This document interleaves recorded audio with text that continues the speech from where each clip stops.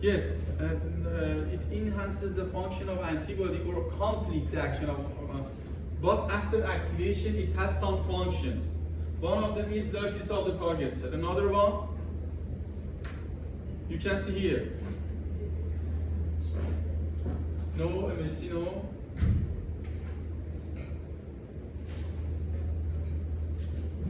What is this? Phagocytosis. Some proteins of complement act as opsonine, like antibody. They improve phagocytosis, and they inflammation or inflammatory response. Yes, some proteins of complement activate inflammation. They are the main role of complement. So when we have complement activation, then we will have inflammatory response, inflammation activation, and then we might have lysis of the target cell, and we will have augmentation of phagocytosis. Why they are called complement? Because around more than 1 century ago, a scientist named Jules Bordet was working on the serum containing antibody. When Dr. Bordet adds serum that he knew that this serum has antibacterial antibody, he saw that this serum can lyse the bacteria at 37 degrees Celsius. Have a look here, it's important. Mr. or Dr. Bordet added the serum that he knew that this serum has antibacterial antibody, and he saw that this serum can lyse the bacteria at 37 degrees Celsius. But when he heated the serum at 56 degrees Celsius, he saw that the lytic activity is lost.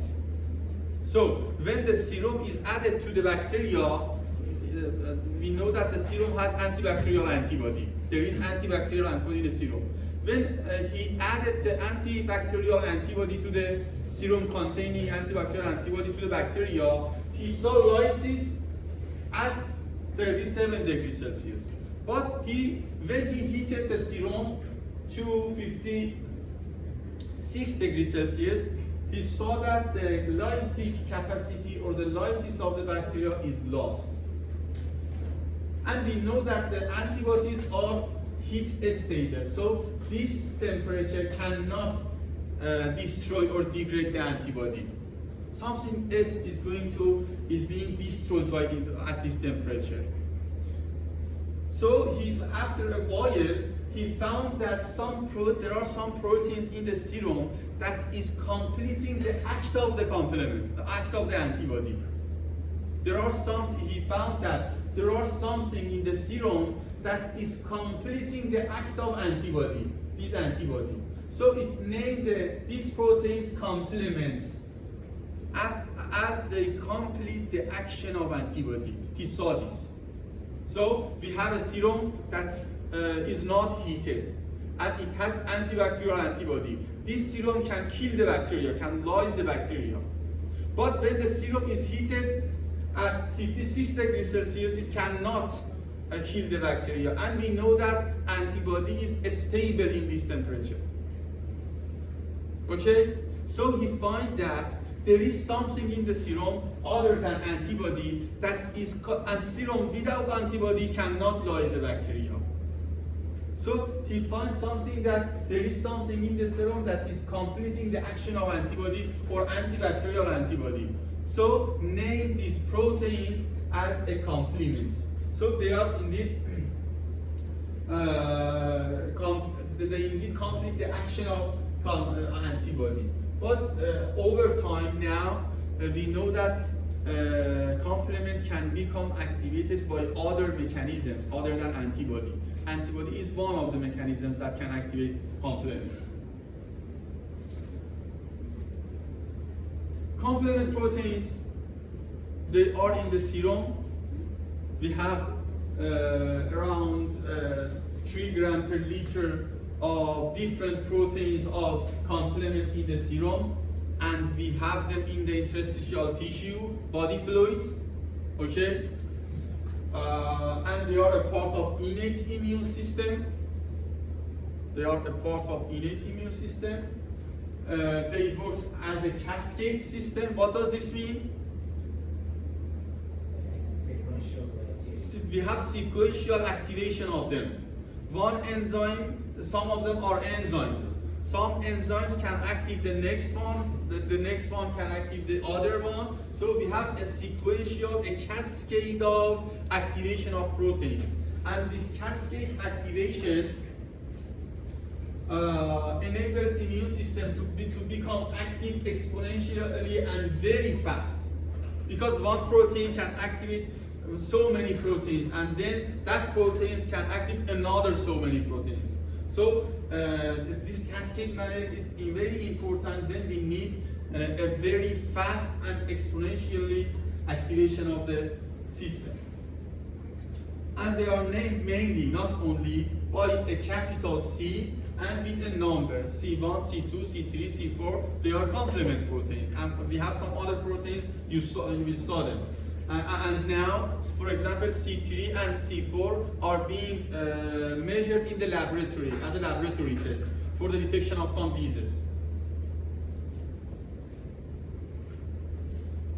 And they are made in the liver. I told you, when we have systemic protective inflammation in TNF-alpha, interleukin 6 and interleukin 1 as pro-inflammatory cytokines, they act on the liver and increase production of complement proteins. They are produced in the liver. And they are zymogens. Zymogens means an enzyme that is not active now, but after cleavage, it become activated. So they are, all of them are zymogen or proenzyme, and after cleavage, after cutting of them by another enzyme, they become activated in a cascade system. So, after cleavage of each complement protein, we have a small unit and a large unit. Okay? The small unit is released to the, for example, circulation or body fluids, and the larger one is attached to the target cell, for example, bacteria. Most of the time is so, but there is an exemption that, so the smaller fragment diffuse and it is used for signaling. It means that it has some functions other than binding to the bacteria, but the larger one remains bound to the microbe. Is that clear? Every time we have cleavage in most components of the complement proteins. I told you that they are zymogen or proenzyme and need to be cleaved by another enzyme. After cleavage, we will have a small fragment and a large fragment. They have different functions. There is one exception that C2A is the large fragment. I do not know why, but C2B is the small fraction. But for the rest of the proteins, this one is true. This is an exception. There is no need to memorize it. So, complement, so until now, we have around 30 proteins that most of them are zymogens. They are produced in the liver. Zymogens mean?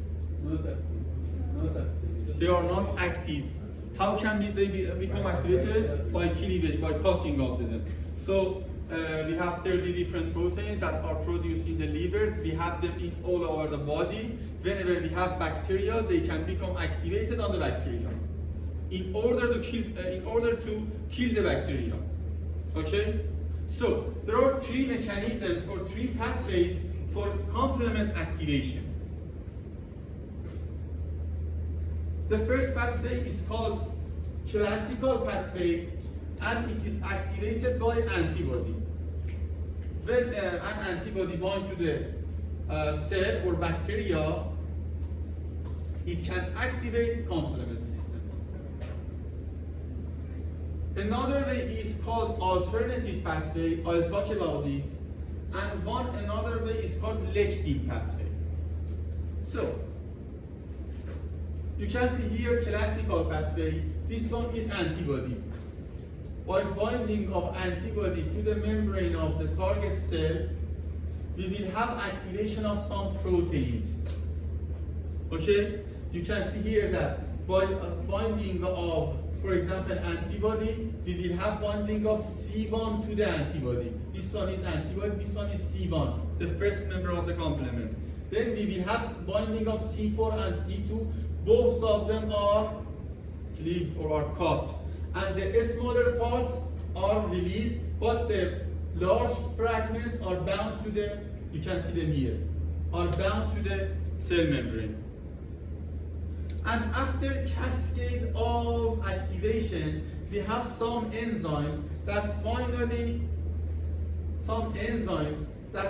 reach to an enzyme which is called C5 convertase. It is an enzyme, a complex enzyme.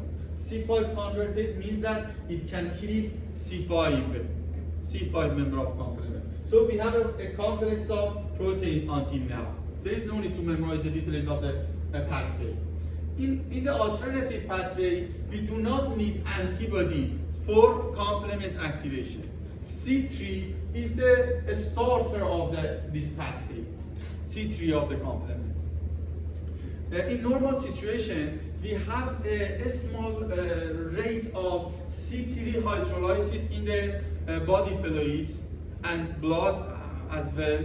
So as a autolysis of the C3 or autohydrolysis of the C3, we will have C3b as a larger fragment and C3a as a smaller fragment. So the larger fragment is bound to the microbe, and then after binding to the microbe, it will activate the cascade again. And again, we will have a complex of proteins which is composed of C3 and some other proteins plus C5. Okay? We have a cascade of proteins cutting off against another member of protein B here,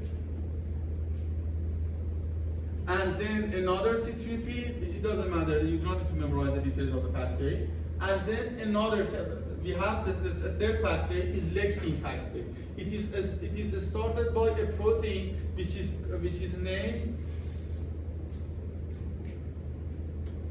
mannose binding protein, or mannose binding lectin, it's better.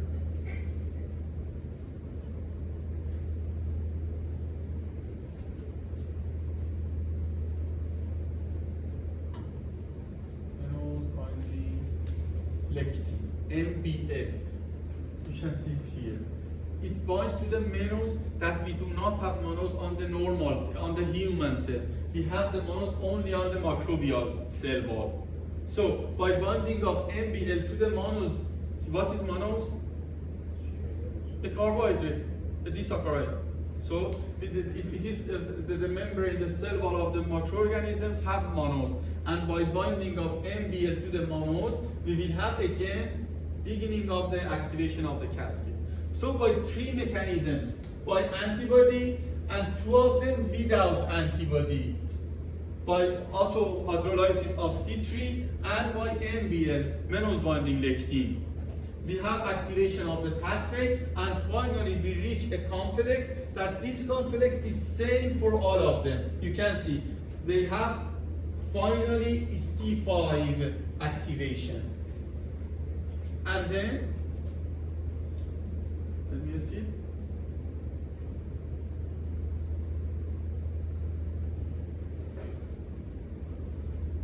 After binding of C5, you can see here that the final protein is C5.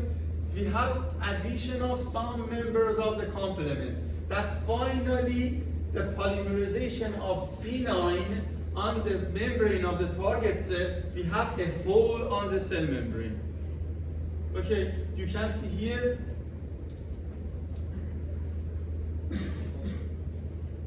Is that clear? So complement is become activated by three different mechanisms, by antibody and two other without antibody, by lectin and autohydrolysis of the C3.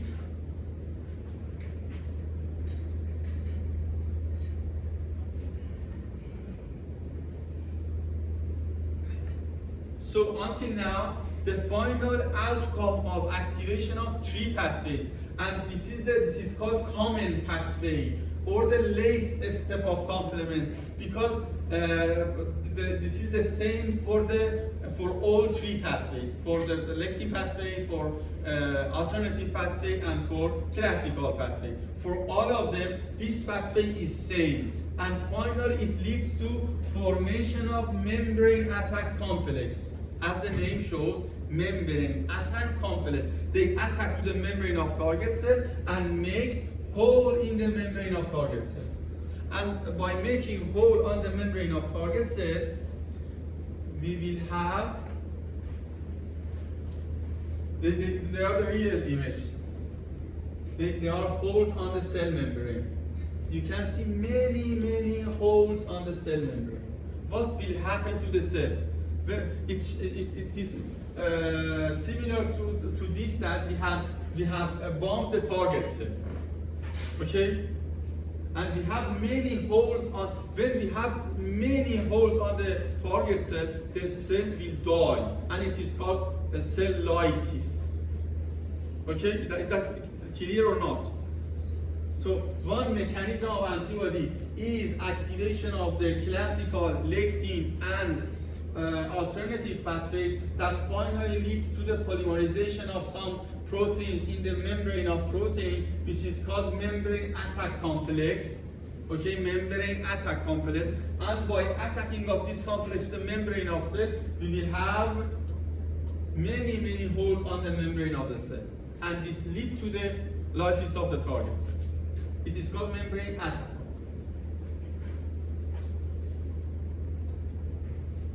So one function of complement is was lysis. Another function of complement is that some proteins of the complement act as opsonin. They increase phagocytosis. They improve phagocytosis. For example, C3P is very important opsonin. So after activation of complement, we will have increased activation of phagocytosis. We have improved activation of phagocytosis. And some members of the complement, including C3A and C5A, I told you that small fragments that are released, they have some functions. C3A and C5A, they can activate inflammatory reaction. What does that mean? How C3A and C5A can activate inflammatory response? What does that mean?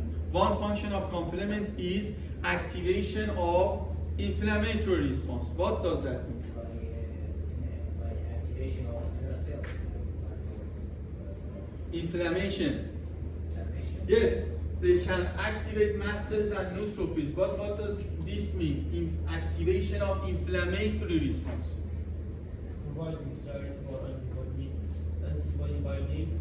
Yes, they do what pro-inflammatory cytokines, including interleukin 1, interleukin 6, and TNF alpha do. They do what they can do. These cytokines activate inflammation by increasing the vasodilation, by increasing blood vessels permeability, and these actions can be done by C3A and C5A as well. Not only they can increase the production of these cytokines, they can act on the cells like mast cells and neutrophils and activate them as well. So they can activate complement, and by activate inflammation, and by activation of inflammation, they can recruit more cells to the site of infection.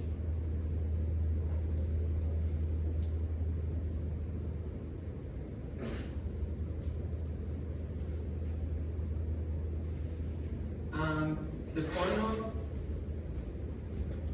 function of complement is cytolysis. So complement activation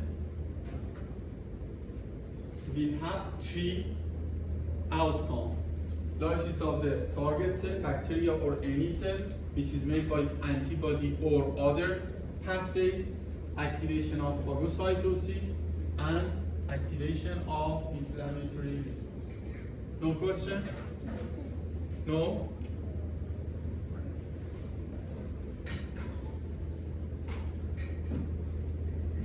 I talked about inflammation in summary.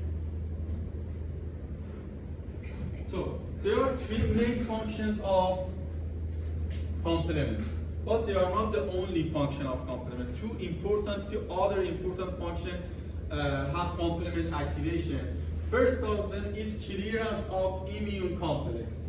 What does this mean? Clearance of immune complexes. Immune complex means binding of antibody to the antigens, for example, bacteria, and we have a complex of antibodies and some bacteria. They are bacteria, which they are bound to each other by complements. We have a complex of antibody and antigen. This complex, have a look here, the antigen-antibody complex. Whenever we have antibody binding to the bacteria, we will have activation of complement.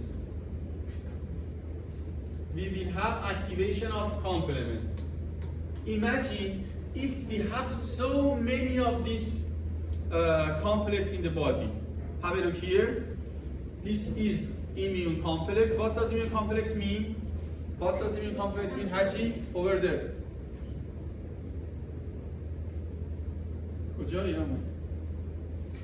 Where are you? Are you here? Not you. Exactly you.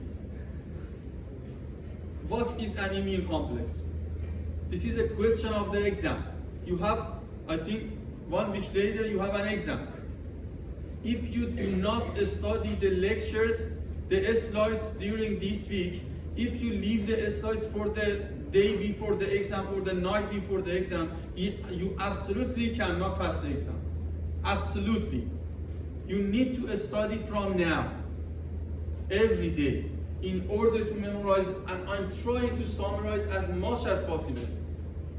I do not go to the details as much as possible. They are the main concepts. I'm trying to focus on the main concepts that they would be useful for you. You are going to be a physician.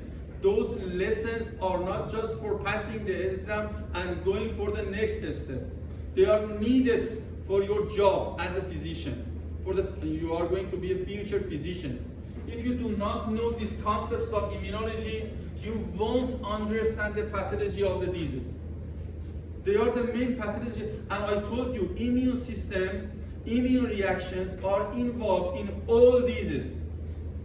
So when you are dealing with any disease, one aspect of that disease is immune system and immune response.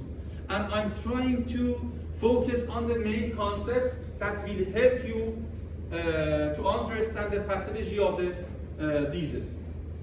So we have an infection with, for example, a bacteria.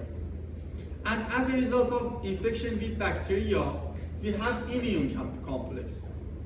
And those immune complexes, when I told you, whenever we have antibody binding, there are antibody, you can see, antibody, bacteria. Whenever we have binding of an antibody to a bacteria or any cell, we will have activation of complement. Wherever, each part of the body, when IgG and IgM bind to just IgG and IgM can activate complement. Keep in mind, IgG and IgM. IgA, IgE, IgD cannot activate complement. Whenever we have binding of IgG and IgM to the antigen, we will have activation of complement. One consequence of complement activation is inflammation. So imagine if we have so many immune complexes in the body, what will happen? If we have so many immune complexes in the body, is it dangerous? Is it harmful for the body having so many immune complexes or not? Yes. What? Why it is harmful? Because it's lead to high immune response. It's exaggerated immune response. How? Yes. Maybe autoimmune disease. Yes. We have autoimmune systemic lupus erythematosus. That's the basics of that disease is immune complex. The question is this: how immune complex can activate exaggerated immune response, unwanted immune response? Because they can activate complement system and inflammation. I told you, a severe activation of inflammation is pathologic, is detrimental, is harmful. Okay? So when we have a very high amount of immune complexes in the body, then we will have a systemic, very severe systemic inflammation. And this severe systemic inflammation could be lethal to the patient. So these immune complexes has to remove from the body as soon as possible to prevent severe inflammation. Okay? How immune complexes are removed from the blood? On the RBCs, there are some receptors that they bind to the immune complex. Is shown by, sorry, this one is RBC, and some receptors on the RBC, and this is the short form of immune complex. They bind to the immune complexes in the blood. You can see here, and those RBCs go to the spleen,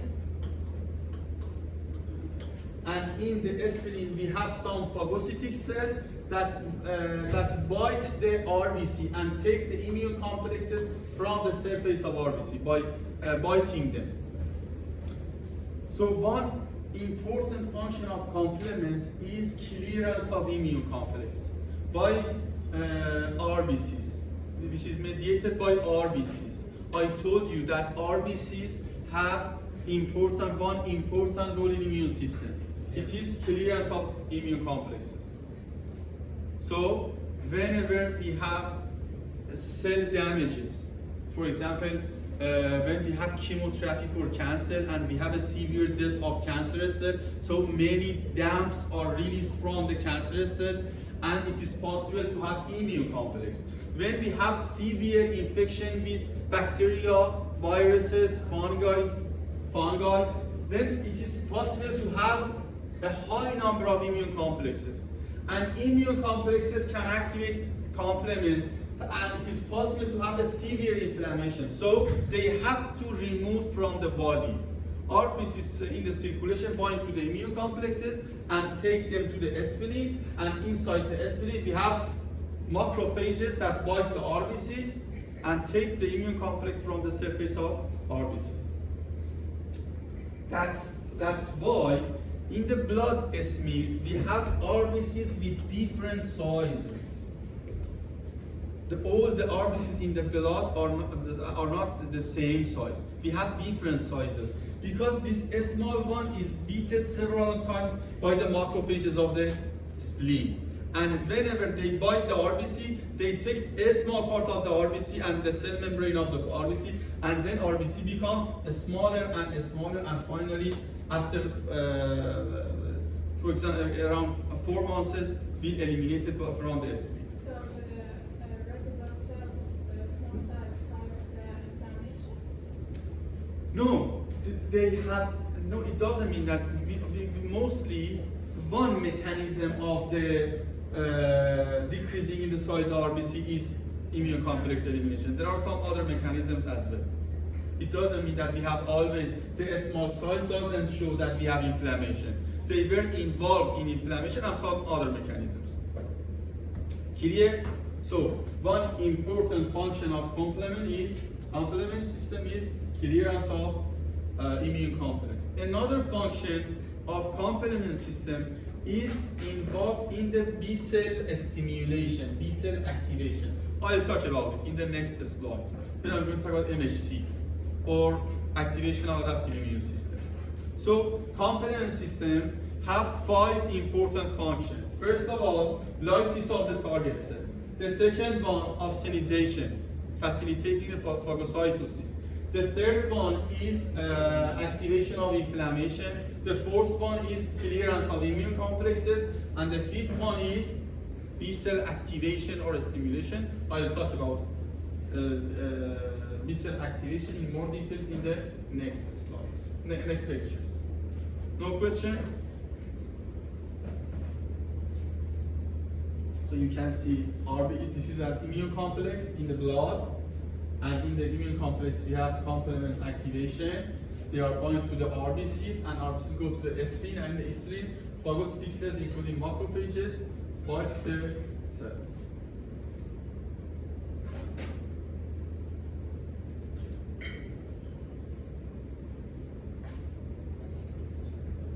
Question, comment?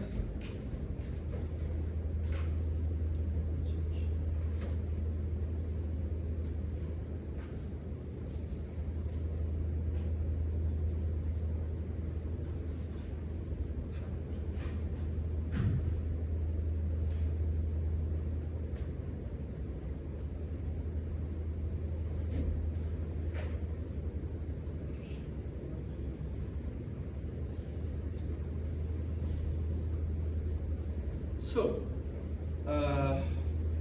until now, I talked about proteins of complement, the activation of complement, and the function of complement system.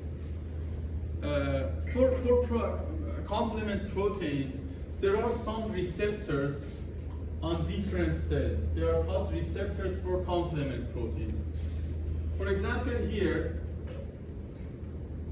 that I told you, we have an immune complex, and this immune complex will activate complement, and for now RBC is going to bind to complement. Any binding in the body is mediated by some receptors. As I told you, when a phagocytic cell is going to bind to antibody, it needs to have Fc receptor.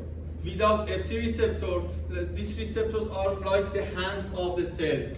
All cells of the body have different hands. Some, for example, macrophage has a hand for antibody, which is called Fc receptor.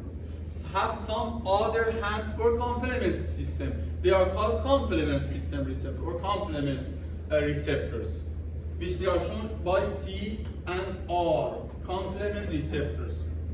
Okay, they are hands of the cells. So RBC is going to catch this immune complex, is going to bind to this immune complex. It needs a receptor which is called complement receptor. You can see it here, this blue one, dark blue one here. By this complement receptor, erythrocyte or RBC can bind to this immune complex. Without these complement receptors, the immune complex cannot bind to the RBC or cannot be caught by the RBC. Is that clear? So antibodies, in order to be able to act as here you can see again, as an opsonine, macrophages have some receptors. Okay? These receptors are complement receptors. Without these receptors, macrophage cannot bind to the complement on the surface of bacteria. So opsonization needs complement receptor. Clearance of immune complexes need complement receptor. But in the opsonine, we have the complement receptors on the macrophages, but in the clearance of immune complexes, the complement receptor is on the RBC. RBCs, red erythrocytes, red blood cells. So we have different types of complement receptors. You do not need to memorize all of them, but it is mandatory to know that we have complement receptors. For example, when we say we have C3A, those cytokines, what was the function of those cytokines? Those complement proteins, C3A and 6. They activate inflammation, and they are called anaphylatoxin as well. Aflatoxin, because they can activate inflammation, and severe inflammation can lead to anaphylactic shock. That I'll talk about anaphylactic shock in the next lectures. So C3A and C5A, their function is activation of inflammation. When they want to activate inflammation, they need to bind to their receptors. Without their receptors, they cannot activate inflammation. So some functions of complement needs complement receptors. That's enough for you. But knowing the details of this table is not needed for you. To memorize, for example, CR1 binds to those complement proteins, and this is the. But it is important to know that, for example, immune complex cannot be done without complement receptors or activation of inflammation or optimization. Is that clear? No question? Like other physiologic system or other parts of immune system, the complement system has to be regulated strictly, because when we have uncontrolled complement, what is the dangers of having uncontrolled complement activation? Inflammation, severe systemic inflammation, because complement. So we need some mechanisms in order to regulate, or in order to suppress, in order to inhibit complement in activation whenever we do not need its activation. That's why we do not have complement activation on the surface of normal cells. Complement can become activated on the surface of bacteria, not normal cells. I'm talking about normal cells. If we have a cancerous cell, for example, tumor cell, an antibody that binds to tumor cell, this can activate complement. But in a normal cell, that there is no antibody on it, we won't have activation of complement system from all three pathways. But not antibody dependent, not lectin dependent, not alternative dependent. Because we have so many proteins on the surface of normal cells that the proteins are regulators of the complement system. They prevent the activation of complement on the surface of normal cells. Okay? For example, so we have some regulators of complement that prevent the complement activation on the normal host cells.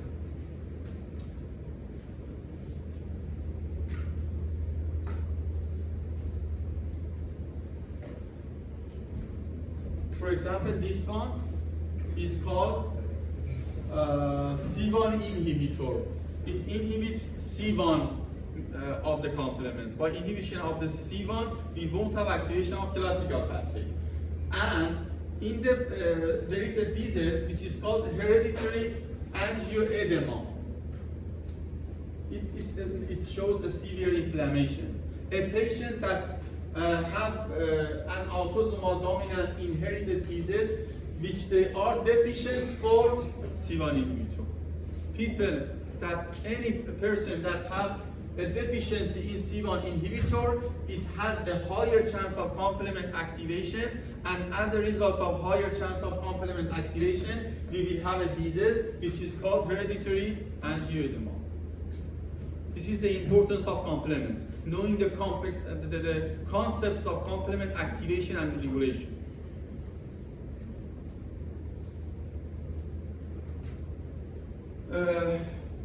You will have two other course of immunology after your basic exam. Clinical immunology 1 and 2, they are all about the disease and immunopathology of the different diseases, autoimmune diseases, immune deficiencies, allergies. You have two other courses after your basic exam. I think, for example, next summer you will have clinical first, and next winter you will not. This winter 27, I think, you will have clinical 2. if you pass the basic exam. You will pass. So again, we have different types of complement regulators. You do not need to memorize all of them. Just knowing that we have some regulators of complement system that we do need for them. Without these regulators, we will have uncontrolled complement activation and severe inflammation. I'm not going to the details. What does complement deficiency mean? If a person have deficiency in some members as a result of mutation, for example, if a person cannot produce C3 or C4, what will happen to a person if he cannot produce enough level of complement proteins? What will happen? It would be like more susceptible to infection. It would be more susceptible to infection. Yes. What else? Yes, as a result of immune deficiency, it would be more susceptible for some infectious diseases. Yes? No clearance. No clearance. Yes, no clearance and sometimes unwanted inflammation. What else? And we have the SLE, systemic lupus erythematosus, is an autoimmune disease that some of these patients, not all of them, some of them have some deficiency in their C3. When they have, they do not have enough amount of C3, say they won't have a normal immune complex clearance, and they will develop SLE, lupus, and autoimmune disease. So there are some deficiencies as well that I'm not going to details.